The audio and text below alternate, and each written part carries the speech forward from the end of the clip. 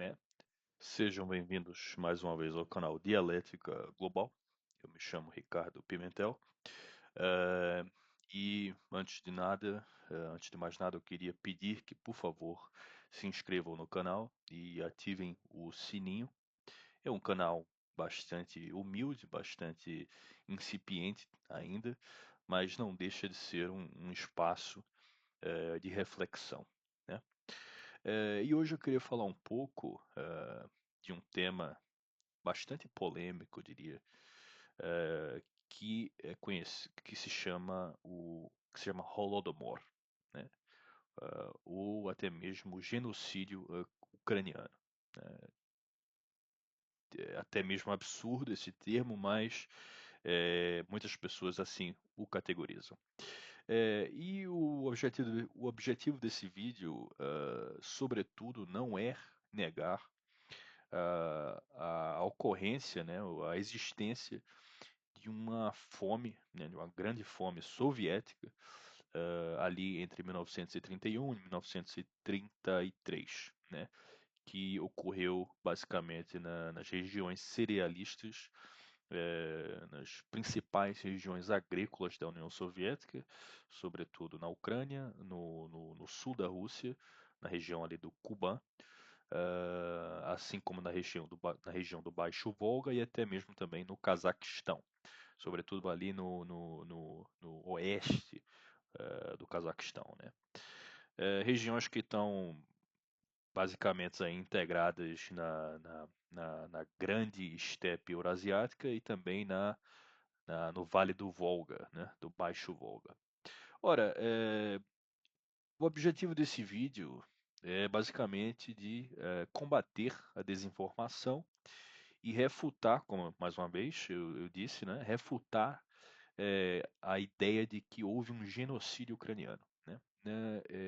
De fato, nunca houve um genocídio ucraniano, é, e isso não é uma opinião, não é basicamente um capricho, né? Uma opinião pessoal, isso é um fato, né? Corroborado não só por mim, mas por grandes historiadores soviéticos, russos e até mesmo ucranianos, tá bem? E aí eu vou citar vários nomes, né? Grandes nomes da historiografia, da história soviética, como Yakovlev, como Zhukov, até mesmo o Aksenenka, né? O Sergei Karamurza, e alguns mais recentes, como por exemplo o Klim Zhukov, né? Eh, e aí eu queria citar alguns pontos, né, que normalmente são trazidos por pessoas que, de maneira desonesta, eh, falam que a grande fome soviética de 1930, 1931 até 1933, foi de fato uma ação premeditada, né, que foi estabelecida, que foi implementada através de políticas, com a finalidade de exterminar o povo ucraniano, né? Ora, essa ideia é insustentável, né? Primeiro porque é, a primeira questão que a gente tem que levantar aqui, sobretudo, é que não existe nenhum documento, tá? Não existe nenhuma fonte primária, secundária, que possa corroborar que, de fato, a fome soviética de 1932 foi orquestrada com a finalidade de exterminar o povo ucraniano, tá? Então, por aí, nós já começamos, né, com esse fato, né, que em si já é bastante forte e sólido. O segundo ponto que eu queria tocar aqui, né, que é muito levantado por essas pessoas, né, é que Stalin tinha uma desavença especial, né, muito particular, em direção aos ucranianos e que os ucranianos foram as grandes vítimas dessa fome. Ora, essa fome ela foi transversal, tá? Essa fome, ela vitimou, ela basicamente fez de vítimas não só ucranianos, mas nacionalidades que habitavam essas regiões cerealistas, né? E aí eu posso falar de ucranianos, mas também de russos, né? De cossacos do Kuban, do Don, de cazaques, e até mesmo, se não estou em erro, poloneses, moldávios, etc. Né? Então, é claro que o povo ucraniano sofreu particularmente, sofreu muito essa fome, mas de longe foi uma fome, uma política voltada para o extermínio do povo ucraniano. Esse fato, né, que por si só é um fato muito sólido, ou seja, não existem provas, não existem documentos que corroborem, que provem de que a grande fome soviética de 1930 foi uma política orquestrada com a finalidade de exterminar os contingentes, as populações ucranianas, né? Os defensores dessa tese, eles não deixam aí, eles constantemente disseminam mentiras, né? Até muito criativas, devo dizer, que foram aí já refutadas por vários autores, como por exemplo o Aksenianka, o Sergei Aksenianka, Sergei Ivanovich Aksenianka, que é um autor ucraniano, soviético, né? Um historiador. E eu vou até citar aqui um trecho do Aksenianka, que corrobora aqui, que ele refuta uma ideia muito criativa de que alguns desses antissoviéticos diziam que as aldeias ucranianas eram privadas, os ucranianos eram privados de saírem de suas aldeias porque as autoridades colocavam arame farpado, né? E aqui o Aksenianka diz o seguinte, né? Ao lado da minha aldeia natal, Kruglik, povoada predominantemente por ucranianos, fica a aldeia de Oriehovka, né? Onde vivem pessoas da Rússia. Ambas as aldeias sofreram com a fome. Além disso, muitas famílias dessas aldeias se casaram entre si. Então é impossível dizer se os descendentes desses casamentos mistos eram russos ou ucranianos. Parentes de diferentes aldeias ajudavam uns aos outros sempre que possível. Mais importante ainda, aqueles que inventaram mitos sobre arame farpado e soldados isolando áreas nunca tinham visto as verdadeiras extensões ucranianas. Ou seja, não existiria arame suficiente para isolar tudo isso, né? Então aqui o Aksenianka ele prova de que a realidade não era tão simples como na cabeça desses autores, desses pseudo-historiadores antissoviéticos, né? As aldeias da Novorossiya, dali do Donbas, né? Do Kuban, né? Toda essa área da União Soviética, que era uma área cerealista, né? Kuban, Don, Zaporozhia, Poltava, era uma área onde existiam aldeias mistas, né? Aldeias onde moravam russos, onde moravam ucranianos, até mesmo belarussos, moldávios e etc. De maneira que ninguém sabia ao certo quem era ucraniano, quem era russo, né? Isso inclusive é uma característica muito marcante da União Soviética e até mesmo do Império Russo, né?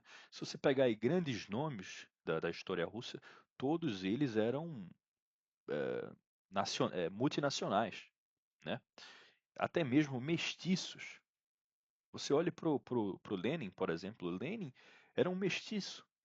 Lenin era uma mistura de russo com sueco, com kalmyk, com chuvash, né? Até mesmo judeu, de maneira que era muito difícil categorizar quem era ucraniano, quem era russo. Outro fato que autores antissoviéticos adoram suscitar é acerca da campanha de passaportização, né, que a União Soviética ela passou a emitir passaportes, né, em larga escala, principalmente ali durante a década de 30, né? E segundo esses autores, né, os camponeses ucranianos teriam sido privados de passaportes, né, com, ó, claro, a finalidade de impedir que esses camponeses pudessem entrar nas cidades e, claro, ficassem restritos ali a essas regiões que foram acometidas pelas catástrofes ambientais, pelas secas, e etc.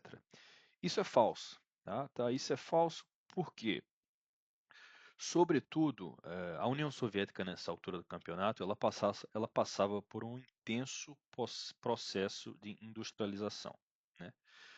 E, é claro, quando um país se industrializa, as cidades, os centros urbanos crescem, né? Para além disso, a União Soviética também começou a construir cidades fabris, né? Muitas delas até conhecidas como monogorod, né? Ou seja, cidades que basicamente toda atividade econômica, industrial, girava em torno de um setor específico da indústria. Mas enfim, isso é falso porque eh, em um país em que está passando por um processo de industrialização, qual é a lógica desse país privar pessoas do campo de migrarem para as cidades? Visto que eh, existe uma demanda por operários, né? Para além disso, esses autores eles se esquecem de que os passaportes eles não eram benefícios.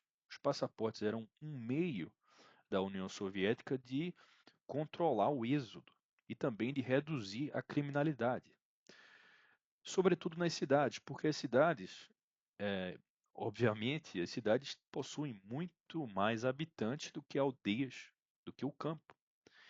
E era muito comum que nas aldeias, né, no campo, no interior da União Soviética, sobretudo nas regiões cerealistas, todo mundo da aldeia se conhecia. Então, obviamente, essas regiões, né, elas não tiveram prioridade no processo de passaportização, né? Então, já temos aí alguns fatos, né, que facilmente refutam, né, esse mito de que os ucranianos foram privados de passaporte para que pudessem ficar restritos a essas regiões, né? Ponto aqui que esses autores adoram suscitar e, na minha opinião, eles têm uma certa razão, tá? Eu não discordo inteiramente disso. É quando eles falam que as leis punitivas adotadas por Stalin, né, e implementadas pelas brigadas ah, e pela NKVD foram bastante rígidas, né? E aqui a maioria deles falam acerca da famosa lei das 3 espigas de milho, né? Onde pessoas recebiam longas penas de prisão por roubo da propriedade estatal, né? Eu não discordo disso. É claro que foram leis muito severas e houve uma direta influência no número de casualidades. Porém, esses autores, ao mesmo tempo, eles omitem eh, eh, que muitas dessas pessoas que foram condenadas, elas depois foram anistiadas, elas foram libertadas, né? Eh, por exemplo, a anistia de 1935, né? Outras anistias que ocorreram antes da grande guerra, né? Da Segunda Guerra Mundial, né? Como os russos conhecem a Grande Guerra Patriótica. A outra questão aqui, pessoal, é que nós estamos falando de um país que estava às vésperas de uma guerra, porque a autoridade soviética, as autoridades soviéticas sabiam, volto a frisar, sabiam que uma grande guerra iria acontecer. uma guerra brutal e sanguinária, né? Então, eles não podiam se dar ao luxo, né, de durante um período de fome, de recessão, de crise política global, eles não podiam se dar ao luxo de não proteger a propriedade pública para sobreviver, né? Então, é claro que houve exagero, mas esses autores eles não prestam atenção no momento, na conjuntura da, que se na conjuntura do começo da década de 30 do século XX, tá? E também não omitem, né, ou não falam das anistias que ocorreram, né? Então, nós não podemos ser anacrônicos, tá? Nós temos que considerar toda a conjuntura do momento, né? Tudo a economia global, né? E, sobretudo, o fato de que a União Soviética precisava de uma semente de grãos para alimentar as cidades e para exportar, para obter divisas internacionais e com essas divisas internacionais financiar a sua industrialização, financiar a aquisição de máquinas estrangeiras e etc. Chegando aqui, eu quero a conclusão final do vídeo. Nós podemos entender que não houve um genocídio ucraniano, né?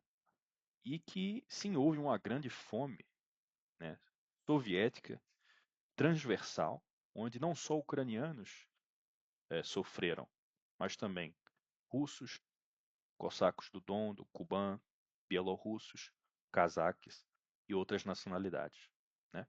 Uma fome que foi causada por um misto, né, de fatores, tanto catástrofes climáticas como também políticas públicas severas. Mas precisa-se entender o contexto, a conjuntura do momento. É um evento histórico em que exige que não sejamos anacrônicos, tá bem? Quero agradecer a, a vocês que ficaram até o fim desse vídeo e basicamente recomendar que leiam sobre esse assunto em fontes russas, né? Porque é muito importante.